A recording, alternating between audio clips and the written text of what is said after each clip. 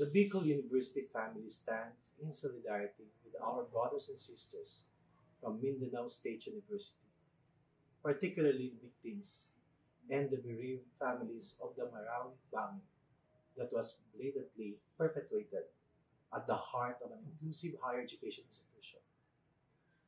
We are extending our most profound condolences and heartfelt prayers to everyone affected by this recent atrocious attack on innocent civilians, celebrating their faith in what would have been a most solemn welcome to the Advent season, celebrated by our Christian brothers and sisters. That this tragic bombing has to happen inside a higher education institution during a religious celebration is a direct breach into our safe spaces and an assault into our sanctuaries of higher learning. We join the MSU family in strongly denouncing violence in all forms and in any attacks on civilians and the general public. We also adhere to the statement released by the Catholic Bishop Conference of the Philippines that such violence should not only be denounced, it should also be renounced as a way of seeking redress by every peace loving Filipino. We will be offering prayers in all our interfaith celebrations in our campuses, particularly during our annual pre-aguinaldo masses, for the eternal repose of the souls of the victims, healing for those injured and recovering, and comfort and security to all whose heart and peace of mind have been threatened by this latest senseless and violent act. I invite all other faith-based groups, especially in Bicol University, to do the same as we pray that justice may be served and those responsible be held accountable for the tragic consequences of the MSU Marawi bombing incident. To my Bicol University family, let us remain vigilant as we continue to advocate for peace and justice in an inclusive and safe society as a university for humanity. Jos Mabalos.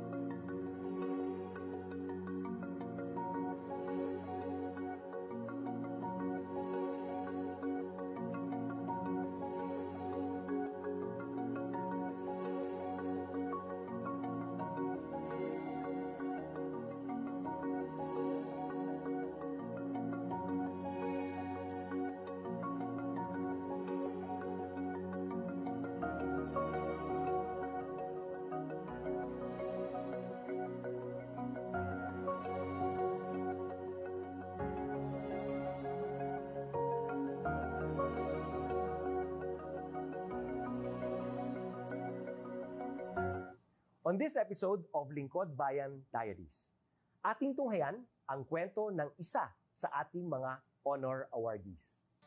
To be a CSC Pag-asa Group Awardee is such an honor. Hindi namin siya inasahan, so we just wanted to put names on the innovations na naibigay namin sa Davao de Oro. Ako po si Joycel R.O.D., Provincial ICT Officer ng Provincial Government of Davao de Oro, Team Leader ng eGov Technical Team. I'm George Danhil M. Duran, Computer Programmer 3. Ako po si Mr. Wilfredo M. Galagala, Information Technology Officer 2. Ako po si Antonio Isimini, Information Technology Officer 2. Ako po si Antonio Salarda Jr., Computer Maintenance Technologist 2. Kay eGov Technical Team are employees of the Provincial ICT Office of the Provincial Government of Davao de Oro. So kami yung gumagawa ng mga systems and innovations and nagsusupport din sa mga na-implement na mga systems sa iba't ibang departamento ng probinsya. Marami kaming projects, actually our systems number up to 40.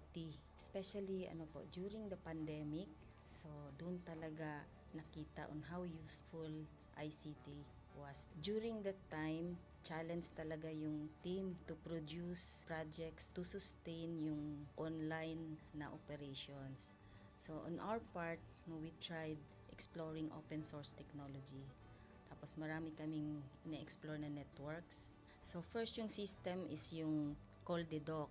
It's a teleconsulting system na na-implement during the COVID when the OPD services, yung outpatient department services, were stopped. Nag-resort to teleconsulting.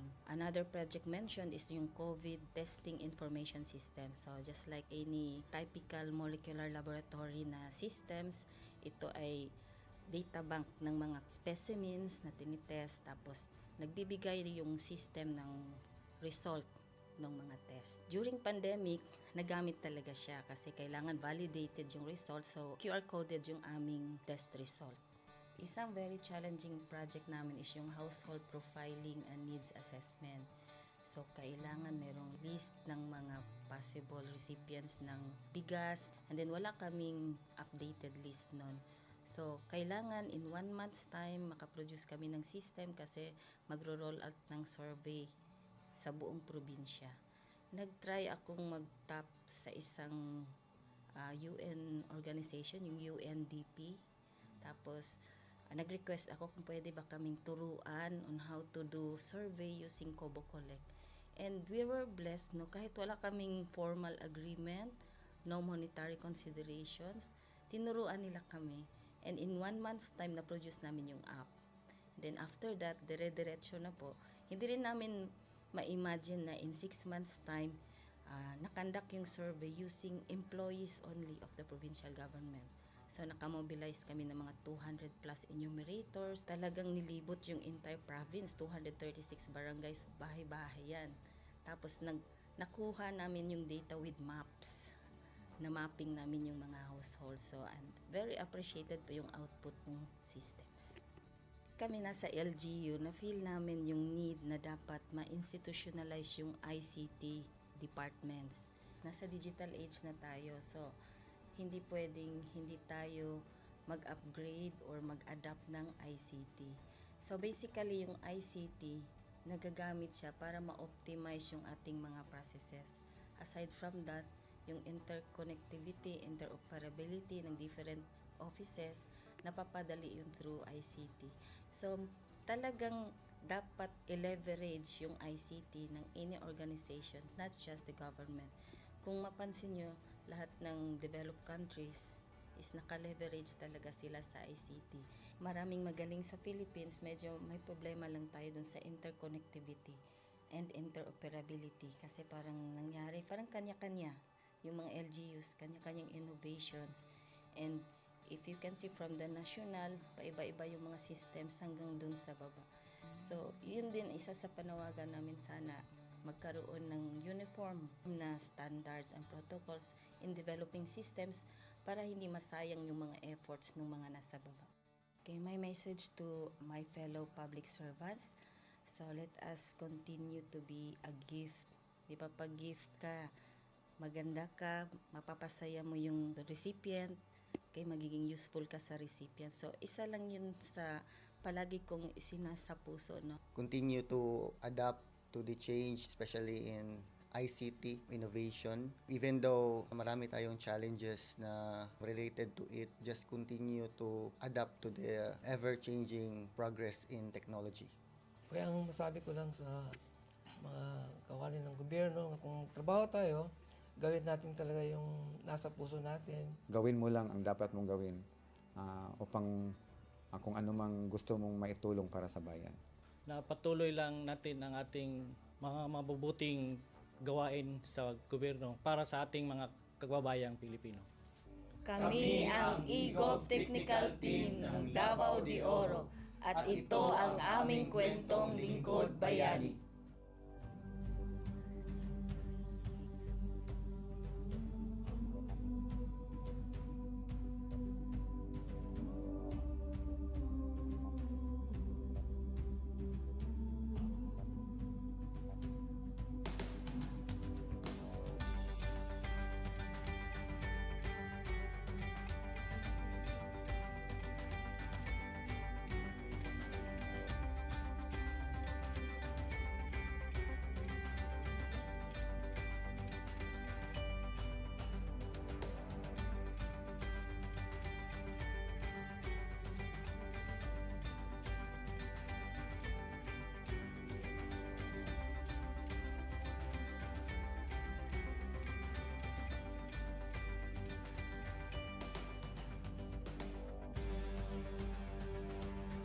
Inyong natunghayan ang kwento ng ating lingkod bayani. Kung ikaw ay may kilalang lingkod bayani, maaari siyang i-nominate sa Honor Awards Program ng Civil Service Commission. For nomination procedures, go to www.csc.gov.ph. See you on the next episode of Lingkod Bayan Diaries.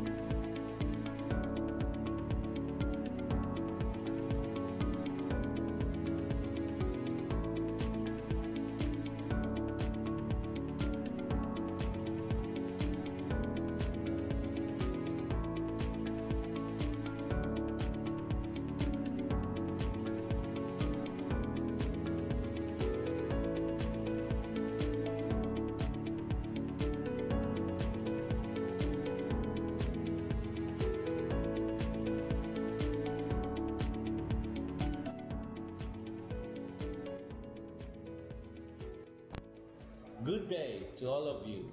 On behalf of the University Registrar's Office, I welcome everyone warmly.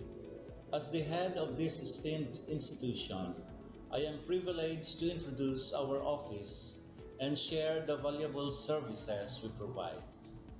The University Registrar's Office serves as the administrative heart of our university, functioning as a central hub for academic records, student enrollment, and course registration. We are dedicated to supporting the success of our students and personnel by ensuring the smooth operation of all educational processes. Our mission as an academic unit, the University Registrar's Office, will be taking care of the enrollment, graduation, and records management as it takes custody of academic records of all graduates and the issuance of official academic documents of students and graduates. Whether you are a current student, a prospective applicant, a faculty member, or an alumnus, our dedicated team is here to assist you. From guiding you through the enrollment process to helping you access and maintain your academic records, we are committed to providing exceptional service with efficiency and professionalism. In addition to our core responsibilities, we are continually strive to improve our services by embracing technological advancements and streamlining our operations. We aim to enhance accessibility, transparency, and convenience for all clients, allowing you to focus on what matters most, your education and intellectual growth. As University Registrar, I am honored to lead a team of talented professionals passionate about supporting your academic journey. We understand the challenges and aspirations of higher education and are dedicated to serving as your trusted partner throughout your time at our university. In closing, I extend my heartfelt welcome once again. The University Registrar's Office is here to assist, inspire, and empower you as you embark on your intellectual endeavors. We look forward to collaborating with you and contributing to your success in every possible way. Thank you, and may this be the beginning of a remarkable academic journey for each of you as a university for humanity.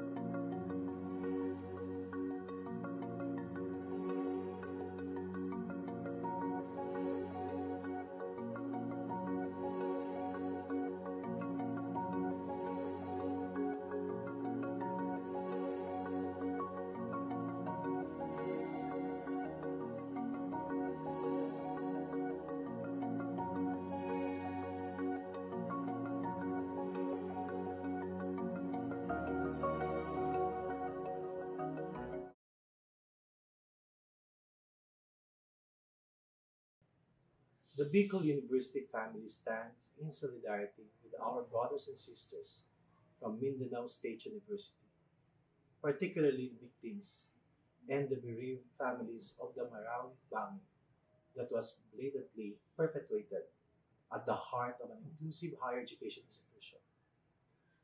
We are extending our most profound condolences and heartfelt prayers to everyone affected by this recent atrocious attack on innocent civilians, celebrating their faith in what would have been a most solemn welcome to the Advent season, celebrated by our Christian brothers and sisters. That this tragic bombing has to happen inside a higher education institution during a religious celebration is a direct breach into our safe spaces and an assault into our sanctuaries of higher learning. We join the MSU family in strongly denouncing violence in all forms and in any attacks on civilians and the general public. We also adhere to the statement released by the Catholic Bishop Conference of the Philippines that such violence should not only be denounced, it should also be renounced as a way of seeking redress by every peace-loving Filipino. We will be offering prayers in all our interfaith celebrations in our campuses, particularly during our annual pre-aguinaldo masses for the eternal repose of the souls of the victims, healing for those injured and recovering, and comfort and security to all whose heart and peace of mind have been threatened by this latest senseless and violent act. I invite all other faith-based groups, especially in Bicol University, to do the same as we pray that justice may be served and those responsible be held accountable for the tragic consequences of the MSU Marawi bombing incident. To my Bicol University family, let us remain vigilant as we continue to advocate for peace and justice in an inclusive and safe society as a university for humanity. Diyos mabalos.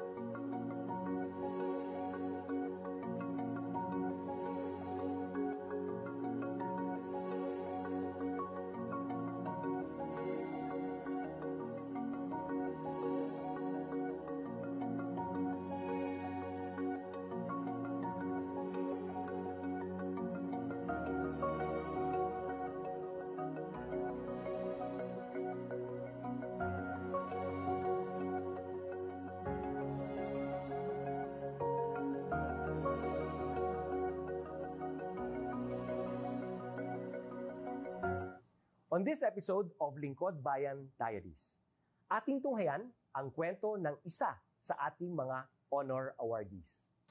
To be a CSC Pag-asa Group Awardee is such an honor. Hindi namin siya inasahan, so we just wanted to put names on the innovations na naibigay namin sa Davao de Oro. Ako po si Joycel R.O.D., Provincial ICT Officer ng Provincial Government of Davao de Oro, Team Leader ng eGov Technical Team. I'm George Danhil M. Duran, Computer Programmer 3. Ako po si Mr. Wilfredo M. Galagala, Information Technology Officer 2. Ako po si Antonio Isimini, Information Technology Officer 2. Ako po si Antonio Salarda Jr., Computer Maintenance Technologist 2. Kay eGov Technical Team are employees of the Provincial ICT Office of the Provincial Government of Davao de Oro. So kami yung gumagawa ng mga systems and innovations and nagsusupport din sa mga na-implement na mga systems sa iba't ibang departamento ng probinsya. Marami kaming projects, actually our systems number up to 40. Especially during the pandemic, so doon talaga nakita on how useful ICT was. During that time, challenge talaga yung team to produce projects to sustain yung online na operations. So on our part, we tried exploring open source technology. Tapos marami kaming ina-explore na networks. So first yung system is yung CallDedoc. It's a teleconsulting system na na-implement during the COVID. When the OPD services, yung outpatient department services, were stopped, nag-resort to teleconsulting. Another project mentioned is yung COVID testing information system. So just like any typical molecular laboratory na systems, ito ay data bank ng mga specimens na tinitest, tapos nagbibigay yung system ng result ng mga test. During pandemic, nagamit talaga siya kasi kailangan validated yung result, so QR-coded yung aming test result. Isang very challenging project namin is yung household profiling and needs assessment. So kailangan merong list ng mga possible recipients ng bigas, and then wala kaming updated list nun. So kailangan in 1 month's time makaproduce kami ng system kasi magro-roll out ng survey sa buong probinsya. Nag-try akong mag-tap sa isang UN organization, yung UNDP. Tapos, nag-request ako kung pwede ba kaming turuan on how to do survey using Kobo Collect. And we were blessed, kahit wala kaming formal agreement, no monetary considerations, tinuruan nila kami. And in 1 month's time, na-produce namin yung app. Then after that, dire-diretso na po. Hindi rin namin ma-imagine na in 6 months' time, nakandak yung survey using employees only of the provincial government. So nakamobilize kami ng mga 200 plus enumerators. Talagang nilibot yung entire province, 236 barangays, bahay-bahay yan. Tapos nakuha namin yung data with maps. Na mapping namin yung mga households. So and very appreciated po yung output ng systems. Kami nasa LGU, na-feel namin yung need na dapat ma-institutionalize yung ICT departments. Nasa digital age na tayo, so hindi pwedeng hindi tayo mag-upgrade or mag-adapt ng ICT. So basically, yung ICT, nagagamit siya para ma-optimize yung ating mga processes. Aside from that, yung interconnectivity, interoperability ng different offices, napapadali yun through ICT. So, talagang dapat i-leverage yung ICT ng any organization, not just the government. Kung mapansin nyo, lahat ng developed countries is naka-leverage talaga sila sa ICT. Maraming magaling sa Philippines, medyo may problema lang tayo dun sa interconnectivity and interoperability kasi parang nangyari, parang kanya-kanya yung mga LGUs, kanya-kanyang innovations. And if you can see from the national, paiba-iba yung mga systems hanggang dun sa baba. So, yun din isa sa panawagan namin, sana magkaroon ng uniform na standards and protocols in developing systems para hindi masayang yung mga efforts ng mga nasa baba. Okay, my message to my fellow public servants, so let us continue to be a gift. Di ba, pag gift ka, maganda ka, mapapasaya mo yung recipient, kay magiging useful ka sa recipient. So, isa lang yun sa palagi kong isinasa puso, no? Continue to adapt to the change, especially in ICT innovation. Even though marami tayong challenges na related to it, just continue to adapt to the ever-changing progress in technology. Kaya ang masabi ko lang sa mga kawani ng gobyerno, kung trabaho tayo, gawin natin talaga yung nasa puso natin. Gawin mo lang ang dapat mong gawin upang kung ano mang gusto mong maitulong para sa bayan.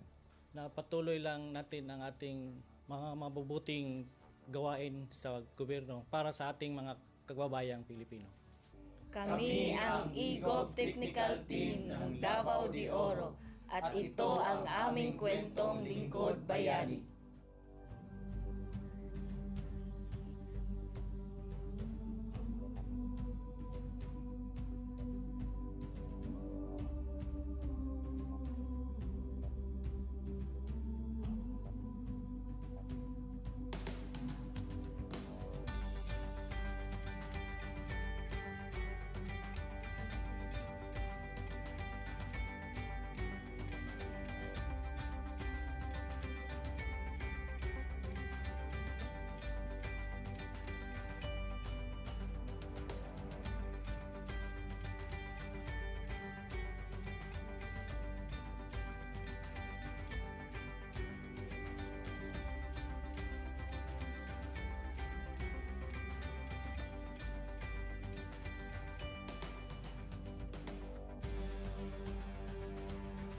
Inyong natunghayan ang kwento ng ating lingkod bayani.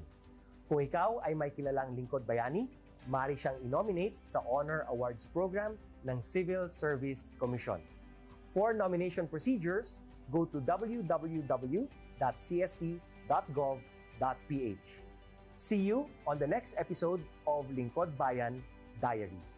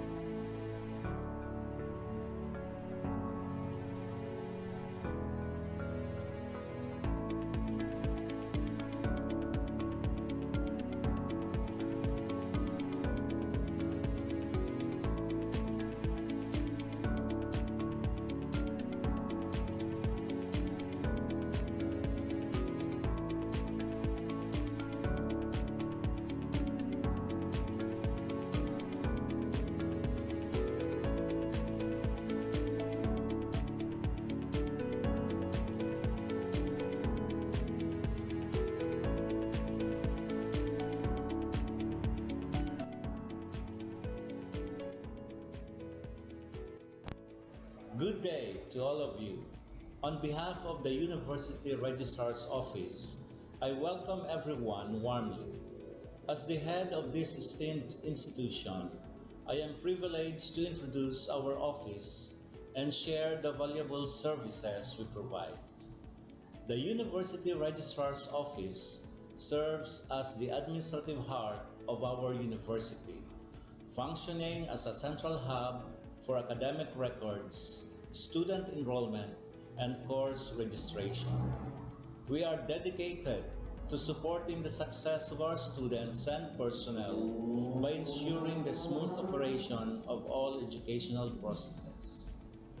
Our mission as an academic unit, the University Registrar's Office, will be taking care of the enrollment, graduation, and records management as it takes custody of academic records of all graduates and the issuance of official academic documents of students and graduates. Whether you are a current student, a prospective applicant, a faculty member, or an alumnus, our dedicated team is here to assist you. From guiding you through the enrollment process to helping you access and maintain your academic records, we are committed to providing exceptional service with efficiency and professionalism. In addition to our core responsibilities, we are continually strive to improve our services by embracing technological advancements and streamlining our operations. We aim to enhance accessibility, transparency, and convenience for all clients, allowing you to focus on what matters most, your education and intellectual growth. As University Registrar, I am honored to lead a team of talented professionals passionate about supporting your academic journey. We understand the challenges and aspirations of higher education and are dedicated to serving as your trusted partner throughout your time at our university. In closing, I extend my heartfelt welcome once again. The University Registrar's Office is here to assist, inspire, and empower you as you embark on your intellectual endeavors. We look forward to collaborating with you and contributing to your success in every possible way.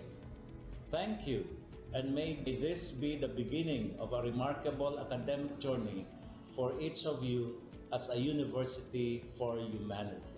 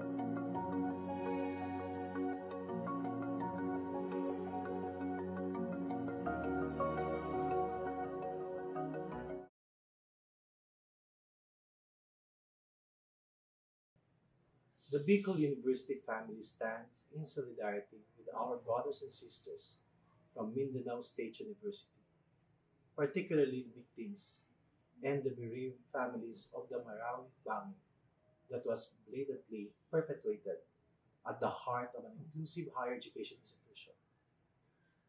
We are extending our most profound condolences and heartfelt prayers to everyone affected by this recent atrocious attack on innocent civilians, celebrating their faith in what would have been a most solemn welcome to the Advent season, celebrated by our Christian brothers and sisters.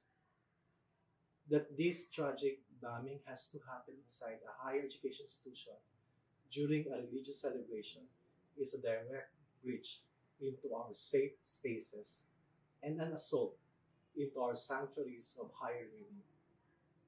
We join the MSU family in strongly denouncing violence in all forms and in any attacks on civilians and the general public. We also adhere to the statement released by the Catholic Bishop Conference of the Philippines that such violence should not only be denounced, it should also be renounced as a way of seeking redress by every peace-loving Filipino. We will be offering prayers in all our interfaith celebrations in our campuses, particularly during our annual pre-aguinaldo masses for the eternal repose of the souls of the victims, healing for those injured and recovering, and comfort and security to all whose heart and peace of mind have been threatened by this latest senseless and violent act. I invite all other faith-based groups, especially in Bicol University, to do the same as we pray that justice may be served and those responsible be held accountable for the tragic consequences of the MSU Marawi bombing incident.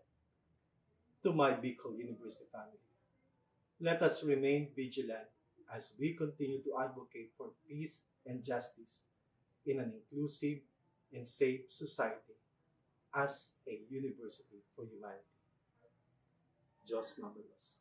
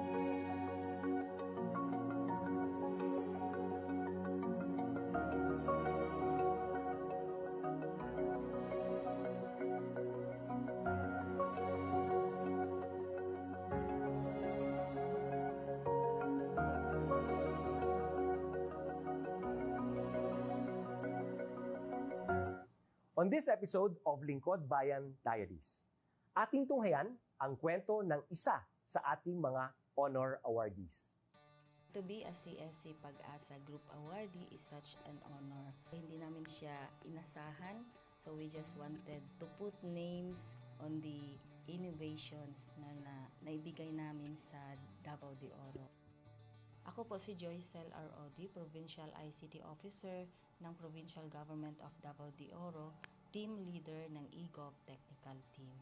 I'm George Danhil M. Duran, Computer Programmer 3. Ako po si Mr. Wilfredo M. Galagala, Information Technology Officer 2. Ako po si Antonio Isimini, Information Technology Officer 2. Ako po si Antonio Salarda Jr., Computer Maintenance Technologist 2.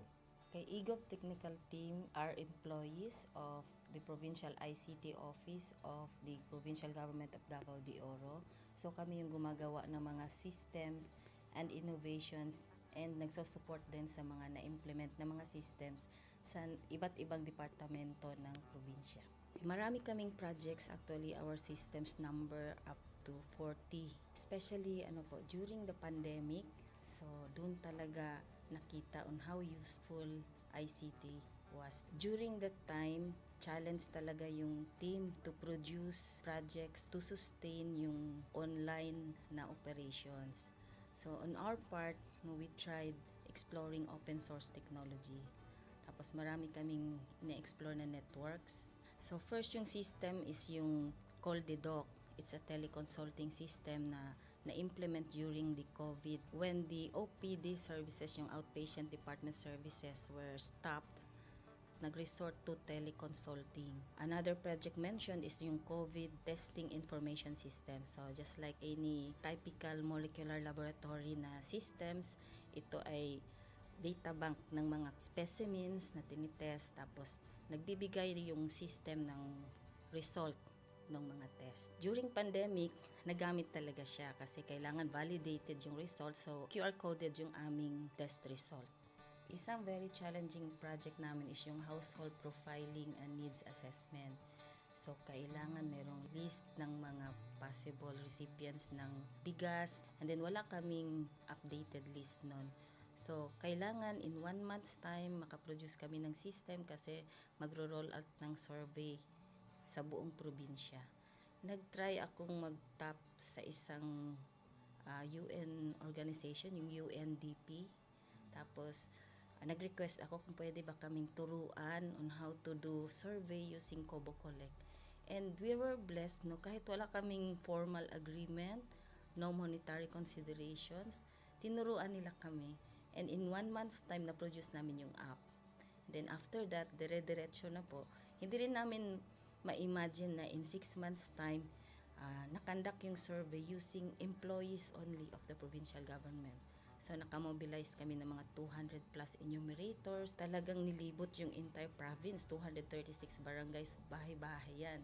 Tapos nakuha namin yung data with maps. Na-mapping namin yung mga households. So and very appreciated po yung output ng systems. Kami nasa LGU, na-feel namin yung need na dapat ma-institutionalize yung ICT departments. Nasa digital age na tayo, so hindi pwedeng hindi tayo mag-upgrade or mag-adapt ng ICT. So basically, yung ICT, nagagamit siya para ma-optimize yung ating mga processes.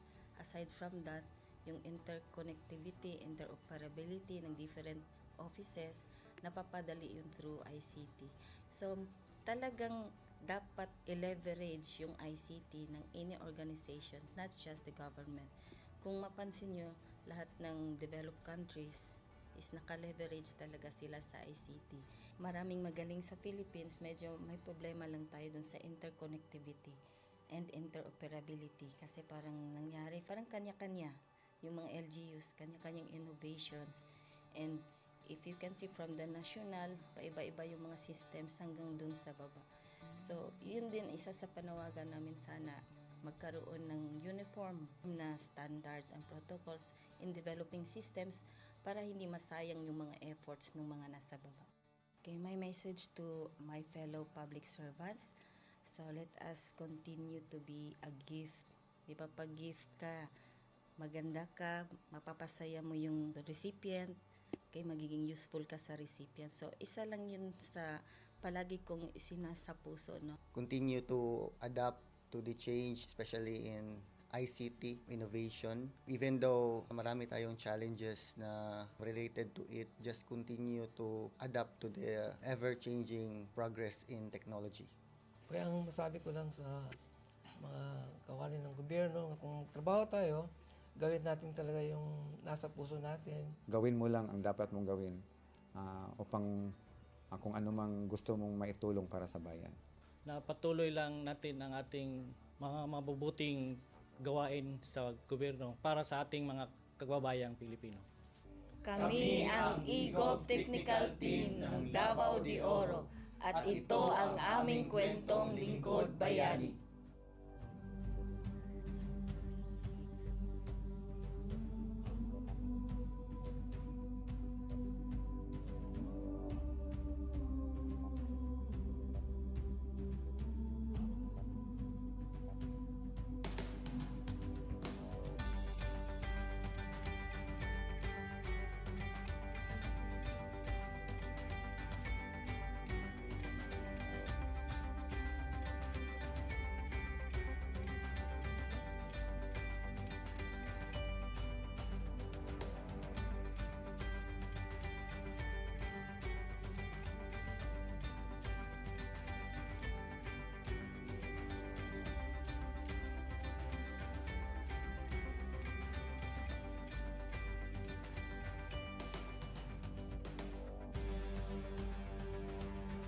Inyong natunghayan ang kwento ng ating lingkod bayani. Kung ikaw ay may kilalang lingkod bayani, maaari siyang i-nominate sa Honor Awards Program ng Civil Service Commission. For nomination procedures, go to www.csc.gov.ph. See you on the next episode of Lingkod Bayan Diaries.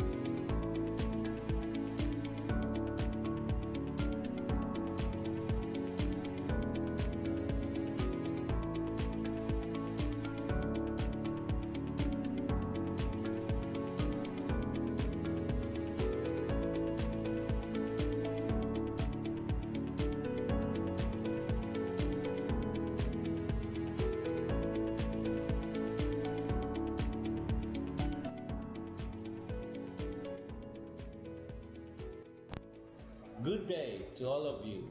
On behalf of the University Registrar's Office, I welcome everyone warmly.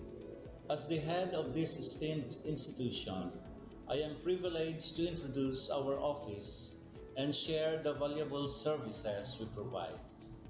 The University Registrar's Office serves as the administrative heart of our university, functioning as a central hub for academic records, student enrollment, and course registration. We are dedicated to supporting the success of our students and personnel by ensuring the smooth operation of all educational processes. Our mission as an academic unit, the University Registrar's Office, will be taking care of the enrollment, graduation, and records management as it takes custody of academic records of all graduates and the issuance of official academic documents of students and graduates. Whether you are a current student, a prospective applicant, a faculty member, or an alumnus, our dedicated team is here to assist you. From guiding you through the enrollment process to helping you access and maintain your academic records, we are committed to providing exceptional service with efficiency and professionalism. In addition to our core responsibilities, we are continually strive to improve our services by embracing technological advancements and streamlining our operations. We aim to enhance accessibility, transparency, and convenience for all clients, allowing you to focus on what matters most, your education and intellectual growth. As University Registrar, I am honored to lead a team of talented professionals passionate about supporting your academic journey. We understand the challenges and aspirations of higher education and are dedicated to serving as your trusted partner throughout your time at our university. In closing, I extend my heartfelt welcome once again. The University Registrar's Office is here to assist, inspire, and empower you as you embark on your intellectual endeavors. We look forward to collaborating with you and contributing to your success in every possible way. Thank you, and may this be the beginning of a remarkable academic journey for each of you as a university for humanity.